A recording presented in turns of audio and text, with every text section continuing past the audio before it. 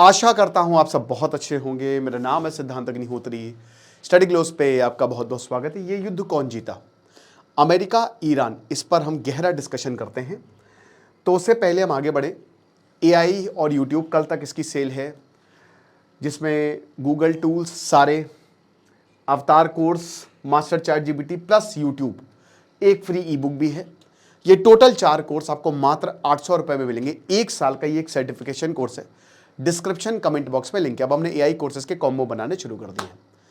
तो सबसे पहली बात, सीज फायर हो गया है, लेकिन आप में ये उत्सुकता होगी कि आखिरकार ये युद्ध कौन जीता।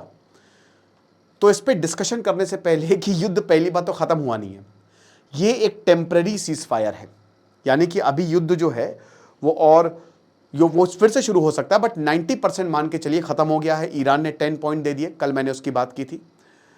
अब the most important thing is, एक तरफ हम अमेरिका को रखते हैं और एक तरफ हम रखते हैं ईरान को, और एक एक मेट्रिक पर बात करते हैं कि आखिरकार अमेरिका ने क्या इस युद्ध में अचीव किया और ईरान ने क्या किया। तो सबसे पहली बात, the first thing, America had a tactical advantage. इनके पास रहा टैक्टिकल एडवांटेज अच्छा खासा।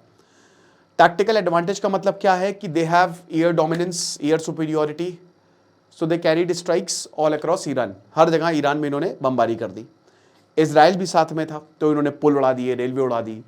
ये बात सच है कि अमेरिका की जब बात आती है पैसों की और वेपनरी की और उनके मिलिट्री की, खड़ग आइलैंड पर भी हमला करना इन्होंने शुरू कर दिया था। तो आप अमेरिका के सामने टिक नहीं सकते, कारपेट बॉम्बिंग कर देता। और ये बात बिल्कुल सच है कि 1.5 घंटे के अंदर अंदर ईरान ने सरेंडर तो नहीं कह सकते हम, बट ईरान ने इनकी बात मानी है। 10 पॉइंट प्रोग्राम ईरान ने दे तो दिए अपनी तरफ से, और मेरे ख्याल में कोई एक मिडिल पाथ निकल भी आएगा। डोनाल्ड ट्रंप ने बोल ही दिया कि खूब पैसा कमाएंगे, साथ मिलके खूब जमेगा रंग, जब मिल बैठेंगे दो यार, राइट। ये बात सच है। ईरान मिलिट्री इंफ्रास्ट्रक्चर पे अच्छा खासा डैमेज किया है।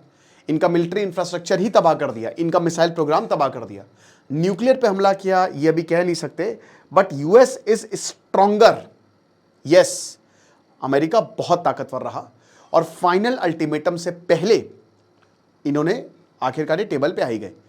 क्योंकि हमला होता, पावर प्लांट पर हमला होता, इनके इंफ्रास्ट्रक्चर जाते, अमेरिका वॉर क्राइम भी करने के लिए तैयार था। ये बात, इसके पास ऑप्शंस थे अमेरिका के पास। अब वही है ना कि दादागिरी है तो कुछ भी कर लो, कोई क्या ही बोलेगा, पूरी दुनिया क्या ही बोल सकती है आपको। तो अमेरिका उस तरीके की दादागिरी करने के लिए तैयार था, लेकिन ईरान के पास था स्ट्रैटेजिक रेजिलियंस। वाह, ईरान ने यह दिखा दिया कि बेटा हमको कमजोर समझने की गलती मत करना। अटैक्स को इन्होंने सरवाइव किया। Regime still intact.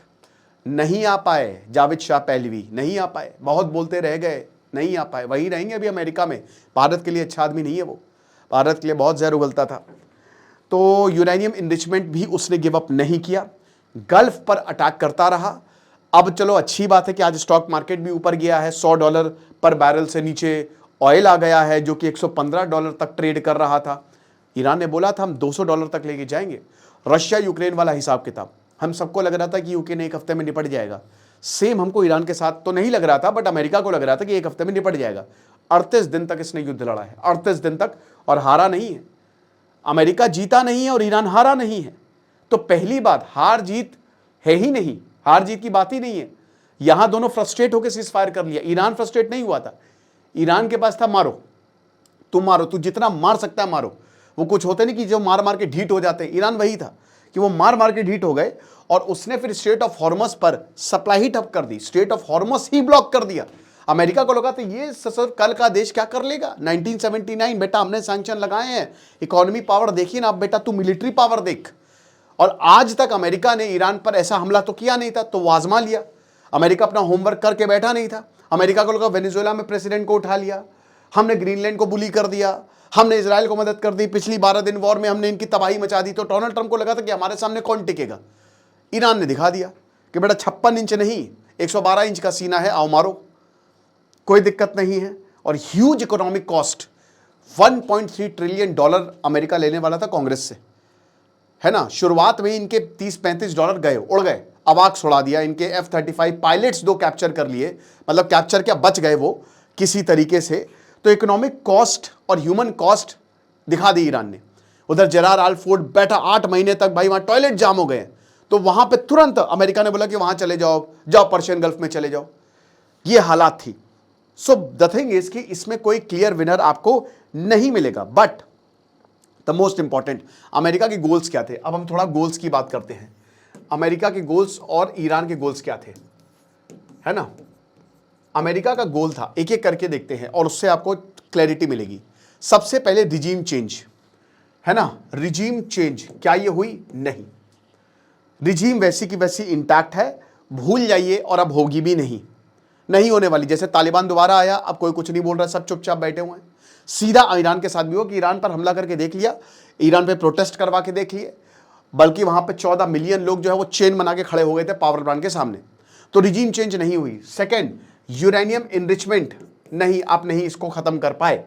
उनका यूरेनियम अभी भी इंटैक्ट है, उनकी मिसाइल अभी भी इंटैक्ट है। तो आप ये भी जो है वो पूरी तरीके से खत्म नहीं कर पाए। इनकी न्यूक्लियर पावर को आप खत्म नहीं कर पाए, और रीजनल डोमिनेंस इन्होंने बना के रखा, ये भी आप खत्म नहीं कर पाए। अमेरिका नहीं खत्म कर पाए। तबाही मचा डाली थी गल्फ पर हमला करके, और गल्फ एक हमला नहीं किया, किसी भी देश ने हमला नहीं किया। ईरान ने इतना मारा, एयरपोर्ट पर हमला किया, डर के मारे सब भागने लगे, भारत को एडवाइजरी जारी करने लगी, भारत के कुछ लोग भी मरे, बट ईरान पीछे नहीं हटा। रीजनल डोमिनेंस दिखा दिए कि हमसे जो टकराएगा वो चूर चूर हो जाएगा। और ईरान का जो गोल था, सरवाइव कर गए, वो ये वॉर को सरवाइव कर गए तगड़े से। और भी लंबा चला सकते थे, इनको कोई दिक्कत नहीं थी, ये लंबा जा सकते थे। टैक्टिकल गेम खेली इन्होंने, डिसेंट्रलाइजेशन इनके लिए काम की। ये बात सच है कि लास्ट मोमेंट पे ईरान ने ये नहीं सोचा होगा कि पावर प्लांट्स पर हमला होगा, सिविलियन इंफ्रास्ट्रक्चर पर हमला, अमेरिका उस लेवल पर चला जाएगा। तो फिर वहां पे ईरान के थोड़े हाथ पांव फूले होंगे, बट न्यूक्लियर लेवरेज इनके पास रही, न्यूक्लियर लेवरेज भी इनके पास रही, और अभी भी है। इसको लेकर ये डील करेंगे। और उसके बाद अमेरिका के लिए कॉस्ट बहुत बढ़ा दी, सिर्फ अमेरिका के लिए नहीं, एलाइज के लिए भी बहुत ज्यादा कॉस्ट बढ़ा दी थी ईरान ने।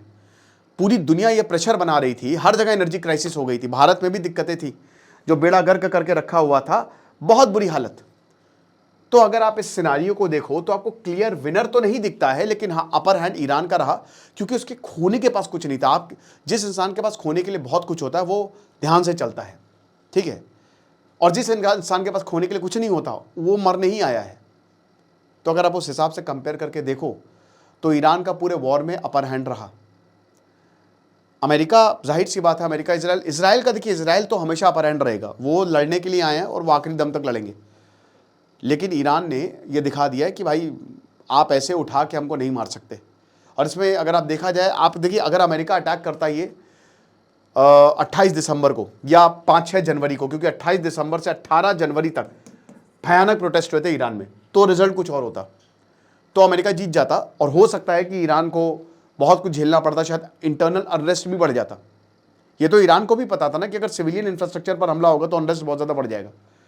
लेकिन इन्होंने 1 महीने बाद हमला किया, 28 फरवरी को ये हमला करते हैं, ठीक है? अब 40 दिन बाद अब हमला करोगे तो इसका कोई मतलब नहीं है। प्रोटेस्ट डाइट डाउन, गजब बर्बरता यहां पे ईरान ने की, सबको मार दिया। आपने बातचीत की लेकिन उससे कोई मतलब नहीं हुआ। तो बात यहीं पे आके अटकती है, राइट टाइमिंग। जब आपको हमला करना था उस समय करते। आपको क्या लगता है, मुझे कमेंट बॉक्स में जरूर बताइएगा। खुश रहिए, पढ़ते रहिए। दिस इज सिद्धांत अग्निहोत्री साइनिंग ऑफ।